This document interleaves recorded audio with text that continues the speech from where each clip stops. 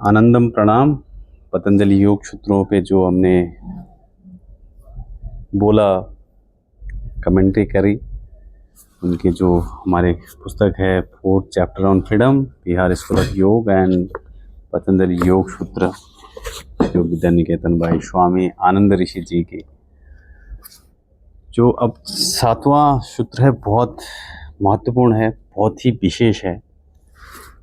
यहीं पे जाके बुद्धि पे चक्कर आना शुरू होता है। आगे तो ठीक है, अब धीरे धीरे थोड़ा गहरा होते होते जाएगा। जो पहला अध्याय है समाधिपाद के जो 7वां सूत्र है, प्रत्यक्षा अनुमान आगमा प्रमाणानि। अब यहाँ पे ऋषि हमें ज्ञान की जो परिभाषा है, जो प्रमाण है, एविडेंस है, जिसको राइट कहेंगे, हम सही ज्ञान कहेंगे, उसकी चर्चा हो रही है यहाँ पे।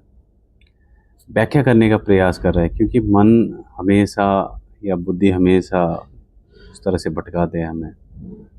तो सही ज्ञान क्या होता है यहाँ पे? जैसे न्याय शास्त्र की बात करते हैं लोग, जो ऋषि गौतम जी ने लिखी है न्याय दर्शन, जब पढ़ेंगे तो उसमें बहुत डिटेल में इस तरह की चर्चा है। ज्ञान 3 तरह का होता है। पहला जो बताया प्रत्यक्ष ज्ञान कैसे होता है? हमारे स्वयं के अनुभव से होता है, by our own experience. How? All 5 senses, all 5 this कर्मेंद्रिय, 5 एक्शन ऑर्गन्स, जब उसको मन अनुभव करता है तो वो पराया ज्ञान नहीं है, आपका स्वयं का है, आत्मानुभूति है। दैट इज कॉल्ड प्रत्यक्ष ज्ञान। जैसे मैंने कहीं लड़ाई होते देखी, मैंने आंखों से देखी, दृश्य देखे। मैंने कहीं किसी ने गाली देते हुए सुना तो कानों ने सुना। मैंने कुछ फूल की गंध महसूस करी, फील किया, तो नाक ने अपना काम किया।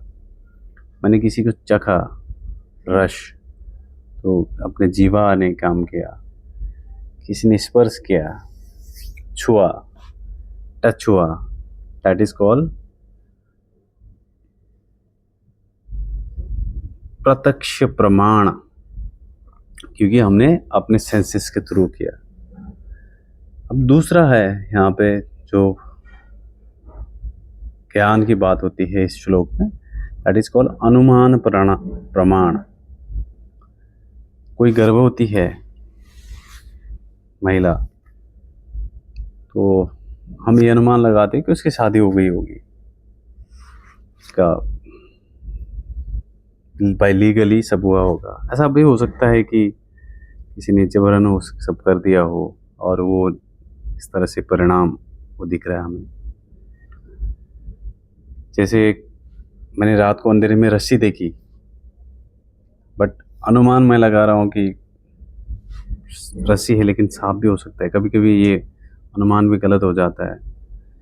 जैसे एक कॉमन यहाँ पे प्रमाण की बात ज़्यादा करके दी जाती है कि हम रास्ते में गए कहीं सुबह, वहाँ पे रास्ता गीला था, तो हम ये अनुमान लगाते हैं कि यहाँ बारिश हुई होगी, ये अनुमान लगाते हैं, वो भी एक प्रमाण है।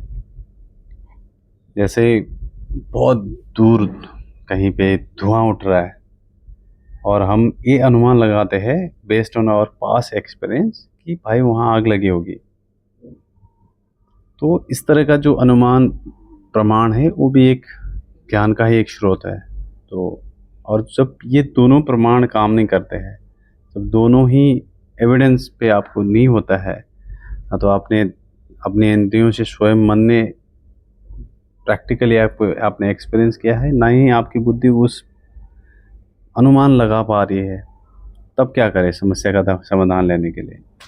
तब आता है यहाँ पे आगम प्रमाण। तीसरा जो प्रमाण है वो या कोई शास्त्र हो सकता है या कोई गुरु हो सकता है। जैसे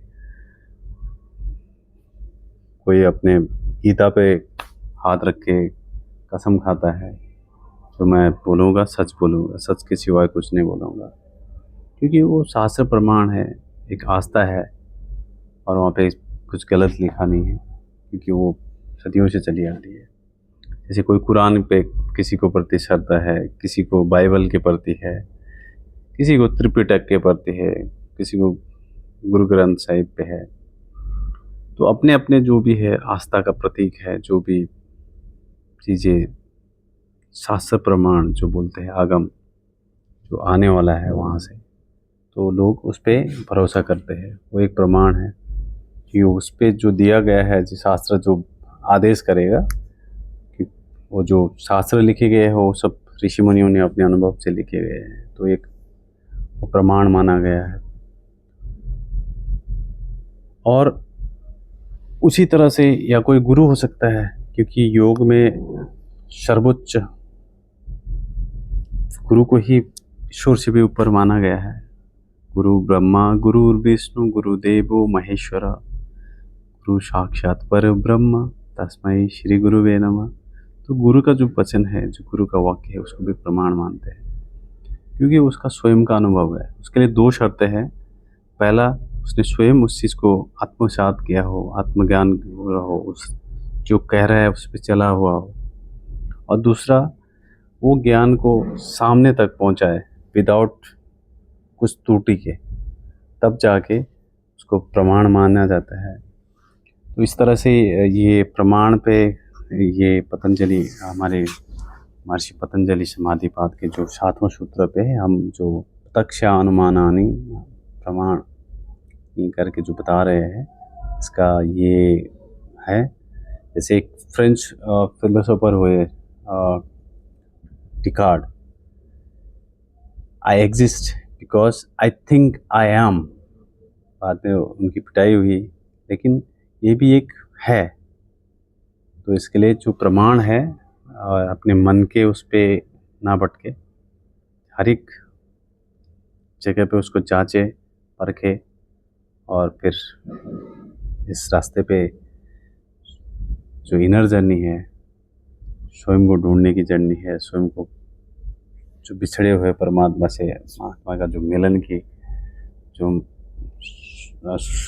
शो आत्मज्ञान है, जो जिसकी प्रज्ञा की अवस्था पे, निर्वाण पे पहुंचना है, तो उसी रास्ते पे आपको चलना है। धीरे धीरे एक एक सूत्रों पे हम चर्चा करेंगे। आपको कैसा लग रहा है हमारा ये प्रयास? अपना प्यार देके हमें शेयर सब्सक्राइब करके हमारी ऊर्जा, हमारा भोजन बनिए।